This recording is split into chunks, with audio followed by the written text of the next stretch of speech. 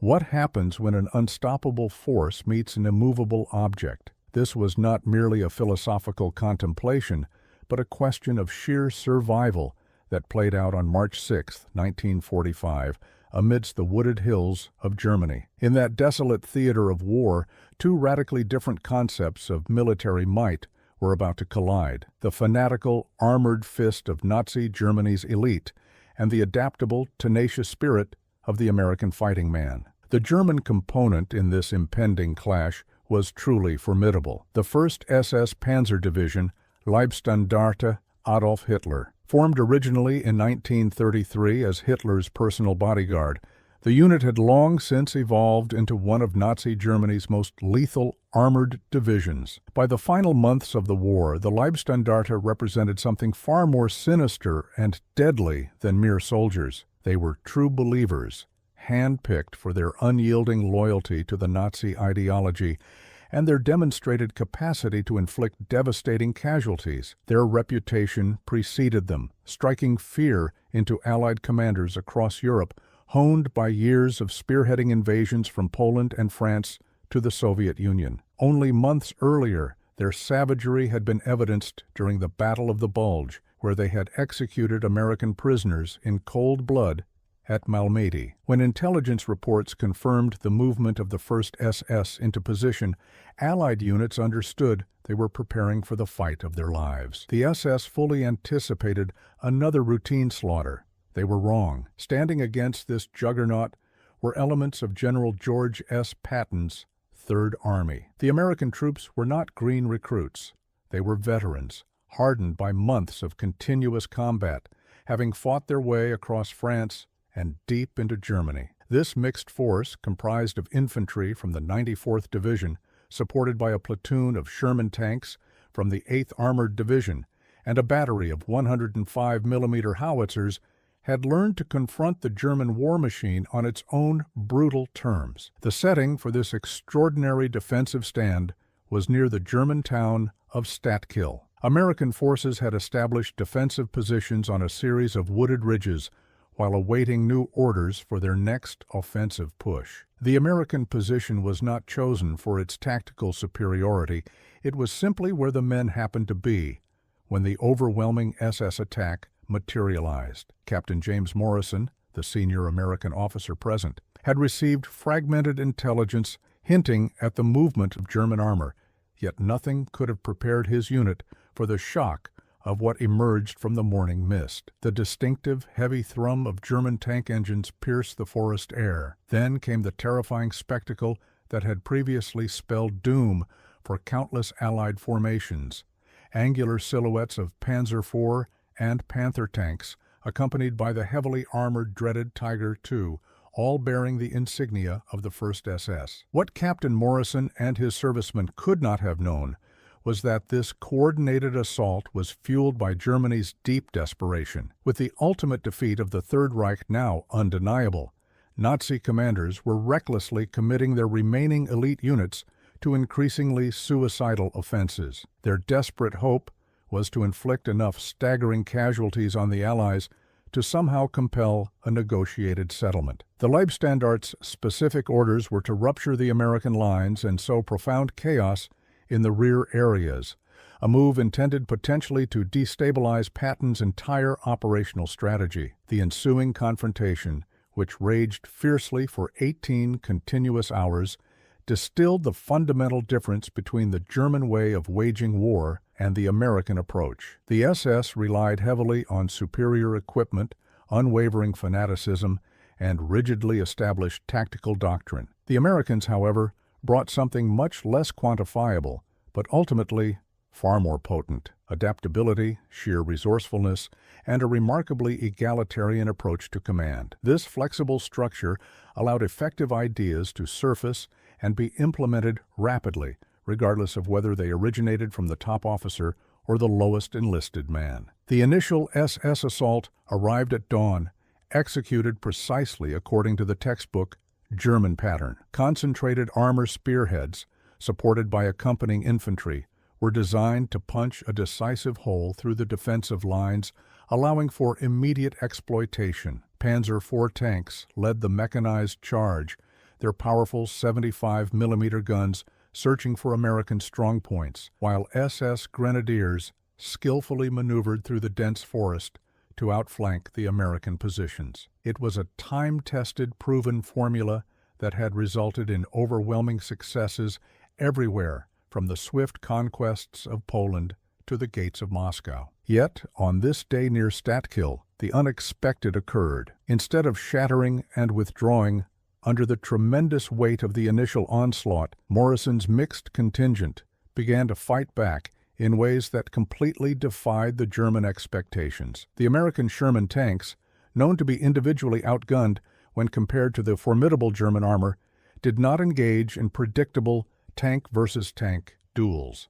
Instead, they were transformed into highly mobile fire support platforms. Their crews maintained constant motion to evade return fire while coordinating seamlessly with the infantry to pinpoint targets and direct artillery strikes. Crucially, the American artillery, positioned several miles to the rear, proved to be the decisive element that the SS had failed to anticipate. The 105mm batteries were not firing routine, pre-planned barrages.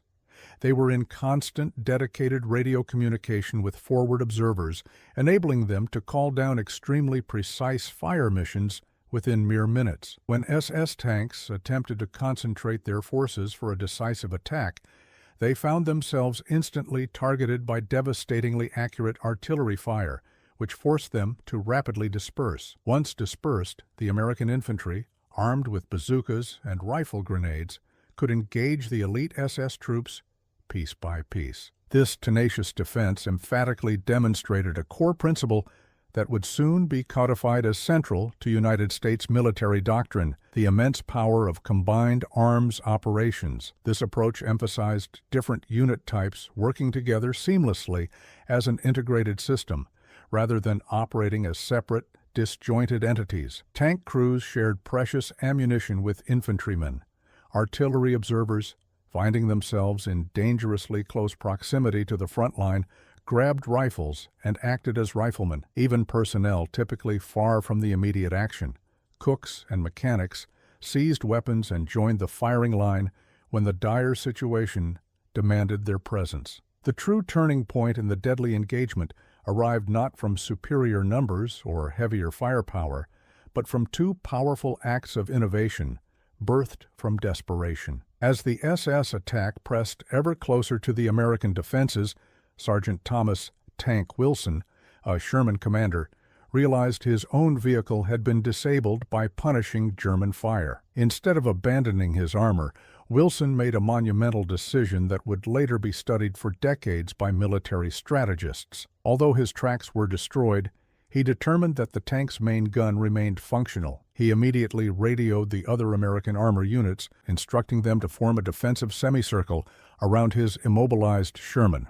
This improvised formation created what military tacticians would later designate an armored hedgehog. In this formation, damaged or immobilized vehicles served as stationary fortified gun platforms, while the remaining mobile units provided protection and crucial targeting intelligence. The concept was brilliant because it played directly to the fundamental American strengths, coordination and communications, while simultaneously neutralizing the German advantage of superior individual armor. When German tanks attempted to flank the American position, they were exposed to converging fire from multiple directions. When the Germans massed their forces for a head-on attack, accurate American artillery fire turned their staging grounds into deadly kill boxes. But perhaps the most crucial innovation came from the quick thinking of Private First Class Roberto Martinez, a radio operator who had immigrated from Mexico only 5 years prior.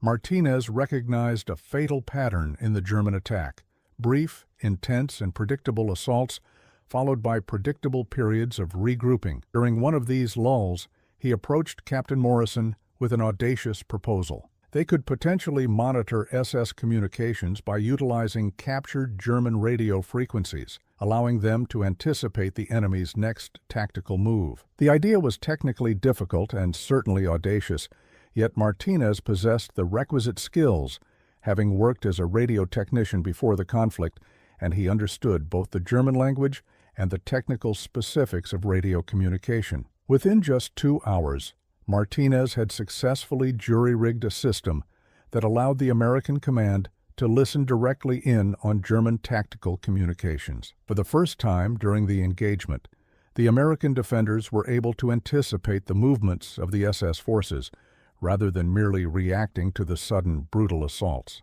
The striking success of this improvised defense near Statkil raises profound and enduring questions regarding the very nature of military effectiveness and the true determinants of victory in combat. The 1st SS had held nearly every advantage that conventional military theorists deem decisive: superior equipment, greater combat experience, superior numbers, and the crucial initiative that inherently belongs to the attacking force. Yet, they utterly failed to meet their objectives against a force that, on paper, should have been inferior. This outcome fundamentally challenges conventional wisdom surrounding warfare. First, the events underscore that technological superiority alone is of little consequence if the users lack the ability to rapidly adapt to unexpected or unforeseen circumstances.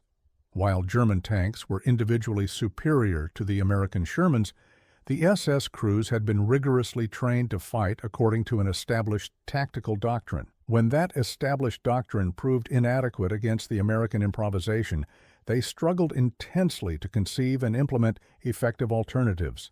Second, the intense fighting illustrates the pivotal importance of what military historians term institutional culture. This encompasses the values, practices, and inherent structures that dictate how a large organization responds when faced with a crisis. The relatively egalitarian structure of the American military, which permitted and encouraged viable ideas to flow upward from enlisted personnel to commissioned officers, proved absolutely vital when the unit's survival hinged on immediate innovation. Martinez's crucial radio intercept idea, for example, might never have been implemented within a more traditionally hierarchical military structure where enlisted personnel were not expected or permitted to contribute high-level tactical insights. The SS, despite their fearsome reputation for fanatical aggressiveness and combat initiative, were ultimately severely constrained by their own rigid fanaticism. Their absolute belief in Nazi racial and tactical superiority made it nearly impossible for them to acknowledge that their opponents could be capable of genuine, worthwhile tactical innovation. When the American tactics proved undeniably effective, SS commanders repeatedly misinterpreted this success as nothing more than temporary luck, rather than genuine military competence. This dangerous mindset led them to repeat failed attacks, rather than shifting focus and developing necessary new approaches.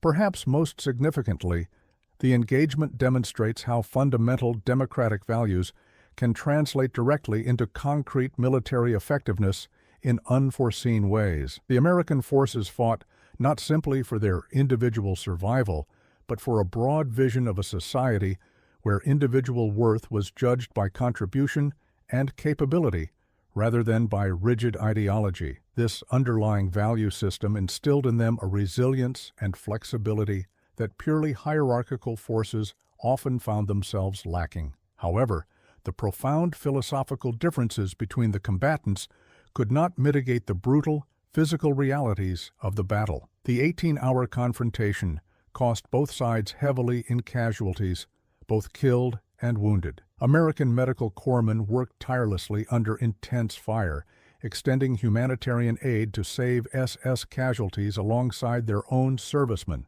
This compassionate gesture, a reflection of their underlying values, was rarely reciprocated by the fanatical enemy. The German wounded frequently refused American medical treatment, preferring death over accepting help from those they had been indoctrinated to view as subhuman enemies. As twilight descended on March 6, 1945, the forest surrounding Statkil finally fell silent after 18 hours of unrelenting fury.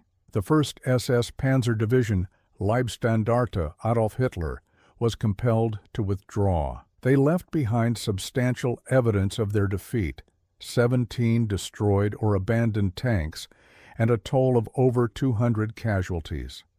The Americans had succeeded in holding their precarious ground, but the victory came at a terrible price that would forever haunt the survivors. Captain Morrison's mixed contingent had been reduced by nearly 60%. Despite the staggering cost, they had achieved something extraordinary that resonated far beyond that single, bloody patch of woodland. They had incontrovertibly proven that American fighting men, when skillfully led and appropriately equipped, possessed the capacity to match and defeat the very best forces Nazi Germany could deploy. More fundamentally, they had demonstrated that the ingrained values of individual initiative, instantaneous adaptability, and mutual support, qualities that defined American society, could be the decisive, prevailing factors even in the most unforgiving and brutal of wartime circumstances. The broader significance of the engagement extended far beyond its immediate tactical results. Within a few short weeks, critical intelligence detailing the American defensive innovations observed at Statkill began circulating throughout Allied commands. This rapid dissemination contributed directly to crucial tactical developments that would prove decisive in the final campaigns of the European War.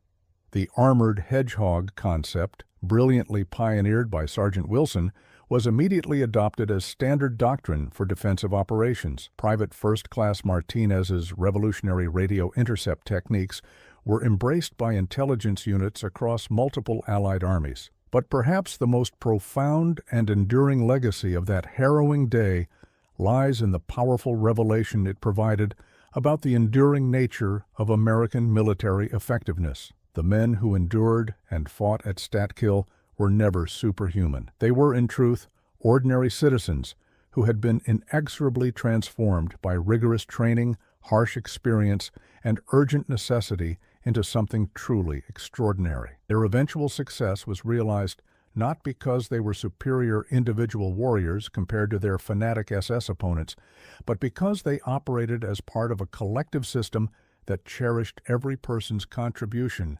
and actively rewarded innovative thinking. Today, as new, complex challenges arise, requiring both individual courage and effective collective action, the story of Statkill serves as a powerful reminder. The greatest, most durable strength of democratic societies does not reside in their capacity to generate invincible warriors or perfect leaders. Instead, it lies in their inherent capacity to unlock and unleash the massive creative potential of ordinary people when extraordinary, existential circumstances demand it. The 1st SS had confidently anticipated another easy, routine victory over supposedly inferior opponents. Instead, they encountered something they simply could neither comprehend nor defeat. Free men fighting for something profoundly bigger than themselves, equipped with the intelligence, flexibility, and resolve to adapt their methods to face any challenge that arose. On that crucial March day in 1945, Patton's men were never supposed to survive the onslaught, but they did more than merely survive. They proved that when democratic principles are ruthlessly challenged by tyranny, the outcome is never predetermined by which side possesses the better equipment or the most fanatical soldiers. Sometimes the outcome is determined by which side can think quickly, adapt faster, and manage to hold together longer when every foundation seems to be crumbling. The quiet forest near Statkill stands now as a permanent, undeniable reminder to all those who mistakenly believe that their cause, their ideology, or their perceived superior technology renders them invincible. They are profoundly, historically wrong.